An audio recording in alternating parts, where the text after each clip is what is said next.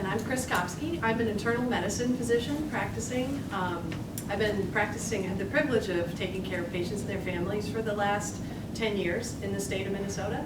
And I think that we see a lot of data and we understand that, but I thought it might be helpful for people to start to get a feel as to what this really means for traditional practice or for our office. So I have 3 vignettes. What do you do when someone comes into your office and for their appointment and it says abdominal pain and they say, but I'm thinking of killing myself?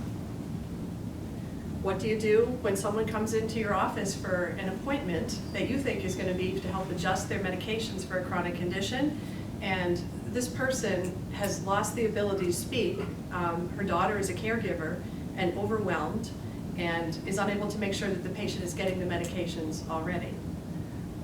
What do I do when I have a patient that keeps having trouble at home, goes to the emergency room, gets a medication adjustment?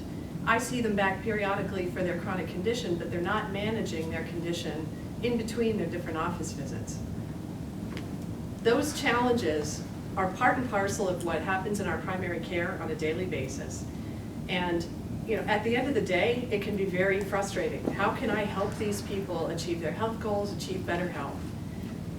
Initially, when I started practicing, I didn't have the benefit of team-based care. It felt very lonely and burdensome.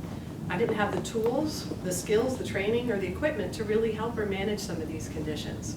I've been fortunate to practice in a state that has the leadership and in a clinic system that has shown the leadership to try and address this issue and this need.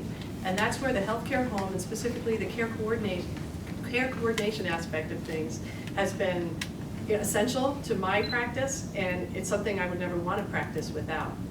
For a patient that comes into the office who has thoughts of hurting himself, now that I had a care coordinator, I could call that care coordinator in. She was able to arrange for urgent mental health care, and then eventually make sure that patient had their medications that they needed, overcome those barriers, and also help get them placed into outpatient treatment. And that patient is doing well now. This other patient, the one who was unable to communicate, the caregiver daughter was overwhelmed. We were able to help facilitate some additional equipment in their home. We were able to ensure that a visit with a pharmacist to make sure that the medications were appropriate and given to her in a manner that she could take it. And then our other patient, I'm able to have a nurse that contacts the patient regularly about their heart issues and early warning signs, adjust medications before we have to get to a crisis mode of the emergency room.